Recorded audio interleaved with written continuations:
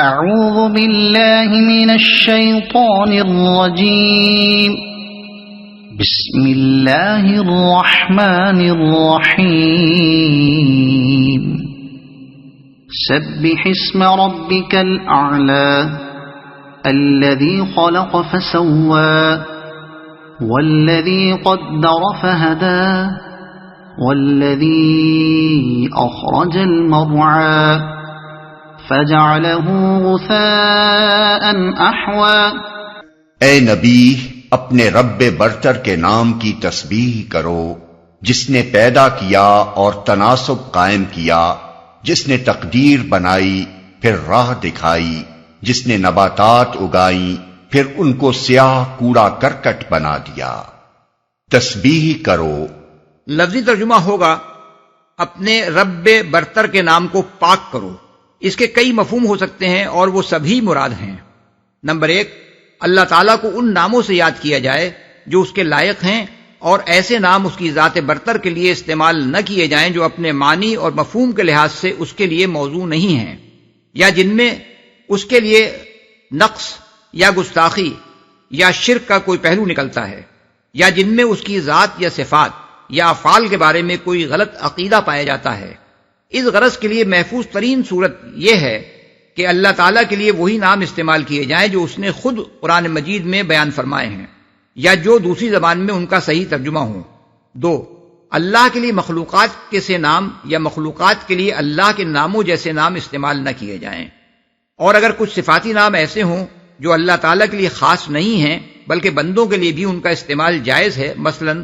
رؤوف، رحیم، کریم، سمیع، بصیر وغیرہ، تو ان میں یہ احتیاط ملحوظ رہنی چاہیے کہ بندے کے لیے ان کا استعمال اس طریقے پر نہ ہو جس طرح اللہ کے لیے ہوتا ہے۔ 3، اللہ کا نام ادب اور احترام کے ساتھ لیا جائے، کسی ایسے طریقے پر یا ایسی حالت میں نہ لیا جائے جو اس کے احترام کے منافی ہو، مثلا ہنسی مذاق میں یا بیت الخلاء میں، یا کوئی گناہ کرتے ہوئے اس کا نام لینا، یا ایسے لوگوں کے سامنے اس کا ذکر کرنا جو اسے سن کر گستاخی پر اتر آئیں، یا ایسی مجلسوں میں اس کا نام لینا جہاں لوگ بےہودگیوں میں مشغول ہوں اور اس کا ذکر سن کر مذاق میں اڑا دیں، یا ایسے موقع پر اس کا نام پاک زبان پر لانا جہاں اندیشہ ہو کہ سننے والا اسے ناگواری کے ساتھ سنے گا۔ امام مالک کے حالات میں منقول ہے کہ جب کوئی سائل ان سے کچھ مانگتا اور وہ اس وقت اسے کچھ نہ دے سکتے تو عام لوگوں کی طرح اللہ دے گا نہ کہتے، بلکہ کسی اور طرح معذرت کر دیتے تھے۔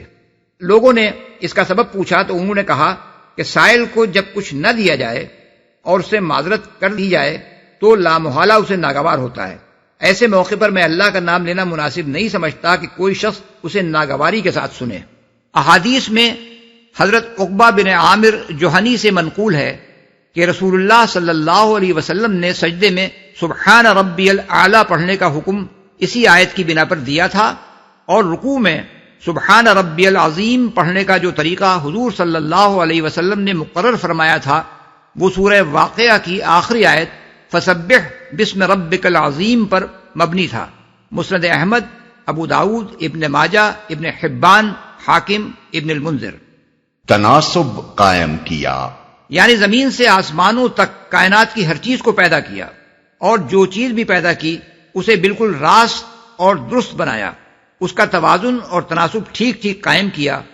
اس کو ایسی صورت پر پیدا کیا کہ اس جیسی چیز کے لیے اس سے بہتر صورت کا تصور نہیں کیا جا سکتا۔ یہی بات ہے جو سورہ سجدہ میں یوں فرمائی گئی ہے الذی احسن کل شیء خلقہ، آیت نمبر 7، یعنی جس نے ہر چیز جو بنائی خوبی بنائی۔ اس طرح دنیا کی تمام اشیاء کا موزوں اور متناسب پیدا ہونا خود اس امر کی صریح علامت ہے کہ کوئی صانع حکیم ان سب کا خالق ہے۔ کسی اتفاقی حادثے سے یا بہت سے خالقوں کے عمل سے کائنات کے ان بے شمار اجزاء کی تخلیق میں یہ سلیقہ اور مجموعی طور پر ان سب اجزاء کے اجتماع سے کائنات میں یہ حسن و جمال پیدا نہ ہو سکتا تھا۔ تقدیر بنائی، یعنی ہر چیز کے پیدا کرنے سے پہلے یہ طے کر دیا کہ اسے دنیا میں کیا کام کرنا ہے، اور اس کام کے لیے اس کی مقدار کیا ہو، اس کی شکل کیا ہو، اس کی صفات کیا ہوں، اس کا مقام کس جگہ ہو، اس کے لیے بقا اور قیام اور فعل کے لیے کیا مواقع اور ذرائع فراہم کیے جائیں، کس وقت وہ وجود میں آئے، کب تک اپنے حصے کا کام کرے اور کب کس طرح ختم ہو جائے۔ اس پوری اسکیم کا مجموعی نام اس کی تقدیر ہے، اور یہ تقدیر اللہ تعالیٰ نے کائنات کی ہر چیز کے لیے اور مجموعی طور پر پوری کائنات کے لیے بنائی ہے۔ اس کے معنی یہ ہیں کہ تخلیق کسی پیشگی منصوبے کے بغیر کچھ یوں ہی الٹپ نہیں ہو گئی ہے، بلکہ اس کے لیے ایک پورا منصوبہ خالق کے پیش نظر تھا، اور سب کچھ اس منصوبے کے مطابق ہو رہا ہے۔ راہ دکھائی، یعنی کسی چیز کو بھی محض پیدا کر کے چھوڑ نہیں دیا، بلکہ جو چیز بھی جس کام کے لیے پیدا کی اسے اس کام کے انجام دینے کا طریقہ بتایا۔ بالفاظ دیگر وہ محض خالق ہی نہیں ہے، ہادی بھی ہے۔ اس نے یہ ذمہ لیا ہے کہ جو چیز جس حیثیت میں اس نے پیدا کی ہے اس کو ویسی ہی ہدایت دے جس کے وہ لائق ہے، اور اسی طریقے سے ہدایت دے جو اس کے لیے موزوں ہے۔ ایک قسم کی ہدایت زمین اور چاند اور سورج اور تاروں اور سیاروں کے لیے ہے جس پر وہ سب چل رہے ہیں اور اپنے حصے کا کام انجام دے رہے ہیں۔ ایک اور قسم کی ہدایت پانی اور ہوا اور روشنی اور جمادات تو معدنیات کے لیے ہے، جس کے مطابق وہ ٹھیک ٹھیک وہی خدمات بجا لا رہے ہیں جن کے لیے انہیں پیدا کیا گیا ہے۔ ایک اور قسم کی ہدایت نباتات کے لیے ہے، جس کی پیروی میں وہ زمین کے اندر اپنی جڑیں نکالتے اور پھیلاتے ہیں، اس کی تہوں سے پھوٹ کر نکلتے ہیں، جہاں جہاں اللہ نے ان کے لیے غذا پیدا کی ہے وہاں سے اس کو حاصل کرتے ہیں۔ تنے، شاخیں، پتیاں، پھل، پھول لاتے ہیں اور وہ کام پورا کرتے ہیں جو ان میں سے ہر ایک کے لیے مقرر کر دیا گیا ہے۔ ایک اور قسم کی ہدایت خشکی، تری اور ہوا کے حیوانات کی بے شمار انواع اور ان کے ہر فرد کے لیے ہے، جس کے حیرت انگیز مظاہر جانوروں کی زندگی اور ان کے کاموں میں علانیہ نظر آتے ہیں، حتیٰ کہ ایک دہریہ بھی یہ ماننے پر مجبور ہو جاتا ہے کہ مختلف قسم کے جانوروں کو کوئی ایسا الہامی علم حاصل ہے جو انسان کو اپنے حواس تو درکنار اپنے آلات کے ذریعے سے بھی حاصل نہیں ہوتا۔ پھر انسان کے لیے دو الگ الگ نوعیتوں کی ہدایتیں ہیں جو اس کی دو الگ حیثیتوں سے مطابقت رکھتی ہیں۔ ایک وہ ہدایت جو اس کی حیوانی زندگی کے لیے ہے، جس کی بدولت ہر بچہ پیدا ہوتے ہی دودھ پینا سیکھ لیتا ہے، جس کے مطابق انسان کی آنکھ، ناک، کان، دل، دماغ، پھیپھڑے، گردے، جگر، معدہ، آنتیں، اعصاب، رگیں اور شریانیں سب اپنا اپنا کام کیے جا رہے ہیں، بغیر اس کے کہ انسان کو اس کا شعور ہو یا اس کے ارادے کا ان اعضاء کے کاموں میں کوئی دخل ہو۔ یہی ہدایت ہے جس کے تحت انسان کے اندر بچپن، بلوغ، جوانی، کہولت اور بڑھاپے کے وہ سب جسمانی اور ذہنی تغیرات ہوتے چلے جاتے ہیں جو اس کے ارادے اور مرضی بلکہ شعور کے بھی محتاج نہیں ہیں۔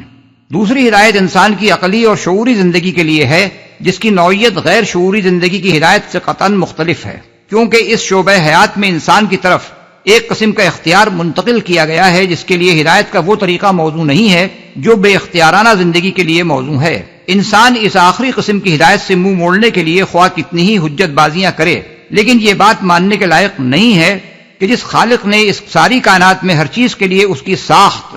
اور حیثیت کے مطابق ہدایت کا انتظام کیا ہے، اس نے انسان کے لیے یہ تقدیر تو بنا دی ہوگی کہ وہ اس کی دنیا میں اپنے اختیار سے تصرفات کرے، مگر اس کو یہ بتانے کا کوئی انتظام نہ کیا ہوگا کہ اس اختیار کے استعمال کی صحیح صورت کیا ہے اور غلط صورت کیا۔ نباتات اگائیں، اصل میں لفظ مرعا استعمال ہوا ہے جو جانوروں کے چارے کے لیے بولا جاتا ہے، لیکن سیاق عبارت سے ظاہر ہوتا ہے کہ یہاں صرف چارہ مراد نہیں ہے بلکہ ہر قسم کی نباتات مراد ہیں جو زمین سے اگتی ہیں۔ کوڑا کرکٹ بنا دیا، یعنی وہ صرف بہار ہی لانے والا نہیں ہے، خزاں بھی لانے والا ہے۔ تمہاری آنکھیں اس کی قدرت کے دونوں کرشمے دیکھ رہی ہیں، ایک طرف وہ ایسی ہری بھری نباتات اگاتا ہے جن کی تازگی اور شادابی دیکھ کر دل خوش ہو جاتے ہیں، اور دوسری طرف اسی نباتات کو وہ زرد، خشک اور سیاہ کر کے ایسا کوڑا کرکٹ بنا دیتا ہے جسے ہوائیں اڑاتی پھرتی ہیں اور سیلاب خس و خاشاک کی صورت میں بہا لے جاتے ہیں۔ اس لیے کسی کو بھی یہاں اس غلط فہمی میں نہ رہنا چاہیے کہ وہ دنیا میں صرف بہار ہی دیکھے گا، خزاں سے اس کو سابقہ پیش نہیں آئے گا۔ یہی مضمون قرآن مجید میں متعدد مقامات پر دوسرے انداز میں بیان ہوا ہے، مثلا ملاحظہ ہو سورہ یونس آیت 24، سورہ کہف آیت 45، سورہ حدید آیت 20۔ سنقرئك فلا تنسى إلا ما شاء الله إنه يعلم الجهر وما يخفى۔ ہم تمہیں پڑھوا دیں گے پھر تم نہیں بھولو گے سوائے اس کے جو اللہ چاہے، وہ ظاہر کو بھی جانتا ہے اور جو کچھ پوشیدہ ہے اس کو بھی نہیں بھولو گے۔ حاکم نے حضرت سعد بن ابی وقاص سے اور ابن مردویہ نے حضرت عبداللہ بن عباس رضی اللہ عنہ سے روایت نقل کی ہے کہ رسول اللہ صلی اللہ علیہ وسلم قرآن کے الفاظ کو اس خوف سے دہراتے جاتے تھے کہ کہیں بھول نہ جائیں۔ مجاہد اور کلبی کہتے ہیں کہ جبرائیل وحی سنا کر فارغ نہ ہوتے تھے کہ حضور بھول جانے کے اندیشے سے ابتدائی حصہ دہرانے لگتے تھے۔ اسی بنا پر اللہ تعالیٰ نے نبی صلی اللہ علیہ وسلم کو یہ اطمینان دلایا کہ وحی کے نزول کے وقت آپ خاموشی سے سنتے رہیں، ہم آپ کو اسے پڑھوا دیں گے اور وہ ہمیشہ کے لیے آپ کو یاد ہو جائے گی۔ اس بات کا کوئی اندیشہ آپ نہ کریں کہ اس کا کوئی لفظ بھی آپ بھول جائیں گے۔ یہ تیسرا موقع ہے جہاں رسول اللہ صلی اللہ علیہ وسلم کو وحی اخذ کرنے کا طریقہ سکھایا گیا ہے۔ اس سے پہلے کے دو مواقع سورہ طٰہٰ آیت 114 اور سورہ قیامہ آیات 16 تا 19 میں گزر چکے ہیں۔ اس آیت سے یہ بات ثابت ہوتی ہے کہ قرآن جس طرح معجزے کے طور پر حضور صلی اللہ علیہ وسلم پر نازل کیا گیا تھا، اسی طرح معجزے کے طور پر ہی اس کا لفظ لفظ آپ کے حافظے میں محفوظ بھی کر دیا گیا تھا، اور اس بات کا کوئی امکان باقی نہیں رہنے دیا گیا تھا کہ آپ اس میں سے کوئی چیز بھول جائیں یا اس کے کسی لفظ کی جگہ کوئی دوسرا ہم معنی لفظ آپ کی زبان مبارک سے ادا ہو جائے۔ جو اللہ چاہے۔ اس فقرے کے دو مطلب ہو سکتے ہیں۔ ایک یہ کہ پورے قرآن کا لفظ بلفظ آپ کے حافظے میں محفوظ ہو جانا آپ کی اپنی قوت کا کرشمہ نہیں ہے، بلکہ اللہ کے فضل اور اس کی توفیق کا نتیجہ ہے، ورنہ اللہ چاہے تو اسے بھلا سکتا ہے۔ یہ وہی مضمون ہے جو دوسری جگہ قرآن مجید میں یوں بیان کیا گیا ہے، وَلَئِن شِئْنَا لَنَذْهَبَنَّ بِالَّذِي أَوْحَيْنَا إِلَيْكَ، سورہ بنی اسرائیل آیت 86۔ یعنی اگر ہم چاہیں تو وہ سب کچھ تم سے چھین لیں جو ہم نے وحی کے ذریعے سے تمہیں عطا کیا ہے۔ دوسرا مطلب یہ بھی ہو سکتا ہے کہ کبھی وقتی طور پر آپ کو نسیان لاحق ہو جانا اور آپ کا کسی آیت یا لفظ کو کسی وقت بھول جانا اس وعدے سے مستثنا ہے۔ وعدہ جس بات کا کیا گیا ہے وہ یہ ہے کہ آپ مستقل طور پر قرآن کے کسی لفظ کو نہیں بھول جائیں گے۔ اس مفہوم کی تائید صحیح بخاری کی اس روایت سے ہوتی ہے کہ ایک مرتبہ صبح کی نماز پڑھاتے ہوئے رسول اللہ صلی اللہ علیہ وسلم قرات کے دوران میں ایک آیت چھوڑ گئے۔ نماز کے بعد حضرت ابی بن کعب نے پوچھا، کیا یہ آیت منسوخ ہو چکی ہے؟ حضور صلی اللہ علیہ وسلم نے فرمایا، نہیں، میں بھول گیا تھا۔ جو کچھ پوشیدہ ہے اس کو بھی۔ ویسے تو یہ الفاظ عام ہیں اور ان کا مطلب یہ ہے کہ اللہ ہر چیز کو جانتا ہے، خواہ وہ ظاہر ہو یا مخفی، لیکن جس سلسلہ کلام میں یہ بات ارشاد ہوئی ہے اس کو ملحوظ رکھتے ہوئے دیکھا جائے تو اس کا مطلب یہ معلوم ہوتا ہے کہ آپ جو قرآن کو جبرائیل علیہ السلام کے ساتھ ساتھ پڑھتے جا رہے ہیں اس کا بھی علم اللہ کو ہے، اور بھول جانے کے جس خوف کی بنا پر آپ ایسا کر رہے ہیں وہ بھی اللہ کے علم میں ہے۔ اس لیے آپ کو یہ اطمینان دلایا جا رہا ہے کہ آپ اسے بھولیں گے نہیں۔ وَنُيَسِّرُكَ لِلْيُسْرَى فَذَكِّرْ إِن نَّفَعَتِ الذِّكْرَى، اور ہم تمہیں آسان طریقے کی سہولت دیتے ہیں، لہذا تم نصیحت کرو اگر نصیحت نافع ہو۔ عام طور پر مفسرین نے ان دو فقروں کو الگ الگ سمجھا ہے۔ پہلے فقرے کا مطلب انہوں نے یہ لیا ہے کہ ہم تمہیں ایک آسان شریعت دے رہے ہیں جس پر عمل کرنا سہل ہے، اور دوسرے فقرے کا یہ مطلب لیا ہے کہ نصیحت کرو اگر وہ نافع ہو۔ لیکن ہمارے نزدیک فذکر کا لفظ دونوں فقروں کو باہم مربوط کرتا ہے اور بعد کے فقرے کا مضمون پہلے فقرے کے مضمون پر مرتب ہوتا ہے۔ اس لیے ہم اس ارشاد الہی کا مطلب یہ سمجھتے ہیں کہ اے نبی، ہم تبلیغ دین کے معاملے میں تم کو کسی مشکل میں نہیں ڈالنا چاہتے کہ تم بہروں کو سناؤ اور اندھوں کو راہ دکھاؤ، بلکہ ایک آسان طریقہ تمہارے لیے میسر کیے دیتے ہیں، اور وہ یہ ہے کہ نصیحت کرو جہاں تمہیں یہ محسوس ہو کہ کوئی اس سے فائدہ اٹھانے کے لیے تیار ہے۔ اب رہی یہ بات کہ کون اس سے فائدہ اٹھانے کے لیے تیار ہے اور کون نہیں ہے، تو ظاہر ہے کہ اس کا پتہ تبلیغ عام ہی سے چل سکتا ہے۔ اس لیے عام تبلیغ تو جاری رکھنی چاہیے، مگر اس سے تمہارا مقصود یہ ہونا چاہیے کہ اللہ کے بندوں میں سے ان لوگوں کو تلاش کرو جو اس سے فائدہ اٹھا کر راہ راست اختیار کر لیں۔ یہی لوگ تمہاری نگاہ التفات کے مستحق ہیں، اور انہی کی تعلیم و تربیت پر تمہیں توجہ کرنا چاہیے۔ ان کو چھوڑ کر ایسے لوگوں کے پیچھے پڑنے کی تمہیں کوئی ضرورت نہیں ہے جن کے متعلق تجربے سے تمہیں معلوم ہو جائے کہ وہ کوئی نصیحت قبول نہیں کرنا چاہتے۔ یہ قریب قریب وہی مضمون ہے جو سورہ عبس میں دوسرے طریقے سے یوں بیان فرمایا گیا ہے کہ جو شخص بے پرواہی برتتا ہے اس کی طرف تو تم توجہ کرتے ہو، حالانکہ اگر وہ نہ سدھرے تو تم پر اس کی کیا ذمہ داری ہے، اور جو خود تمہارے پاس دوڑا آتا ہے اور وہ ڈر رہا ہوتا ہے اس سے تم بے رخی برتتے ہو، ہرگز نہیں، یہ تو ایک نصیحت ہے، جس کا جی چاہے اسے قبول کرے۔ آیات 5 تا 12۔ سيذكر من يخشى ويتجنبها الأشقى الذي يصلى النار الكبرى ثم لا يموت فيها ولا يحيا۔ جو شخص ڈرتا ہے وہ نصیحت قبول کر لے گا، اور اس سے گریز کرے گا وہ انتہائی بدبخت جو بڑی آگ میں جائے گا، پھر نہ اس میں مرے گا نہ جیے گا، نصیحت قبول کر لے گا۔ یعنی جس شخص کے دل میں خدا کا خوف اور انجام بد کا اندیشہ ہوگا، اسی کو یہ فکر ہوگی کہ کہیں میں غلط راستے پر تو نہیں جا رہا ہوں، اور وہی اللہ کے اس بندے کی نصیحت کو توجہ سے سنے گا جو اسے ہدایت اور گمراہی کا فرق اور فلاح و سعادت کا راستہ بتا رہا ہو۔ مرے گا نہ جیے گا، یعنی نہ اسے موت ہی آئے گی کہ عذاب سے چھوٹ جائے، اور نہ جینے کی طرح جیے گا کہ زندگی کا کوئی لطف اسے حاصل ہو۔ یہ سزا ان لوگوں کے لیے ہے جو سرے سے اللہ، اس کے رسول اور اس کے رسول کی نصیحت کو قبول ہی نہ کریں، اور مرتے دم تک کفر و شرک یا دہریت پر قائم رہیں۔ رہے وہ لوگ جو دل میں ایمان رکھتے ہوں مگر اپنے برے اعمال کی بنا پر جہنم میں ڈالے جائیں، تو ان کے متعلق احادیث میں آیا ہے کہ جب وہ اپنی سزا بھگت لیں گے تو اللہ تعالیٰ انہیں موت دے دے گا، پھر ان کے حق میں شفاعت قبول کی جائے گی، اور ان کی جلی ہوئی لاشیں جنت کی نہروں پر لا کر ڈالی جائیں گی، اور اہل جنت سے کہا جائے گا کہ ان پر پانی ڈالو، اور اس پانی سے وہ اس طرح جی اٹھیں گے جیسے نباتات پانی پڑنے سے اگ آتی ہیں۔ یہ مضمون رسول اللہ صلی اللہ علیہ وسلم سے مسلم میں حضرت ابو سعید خدری اور بزار میں حضرت ابو ہریرہ رضی اللہ عنہ کے حوالے سے منقول ہوا ہے۔ قد افلح من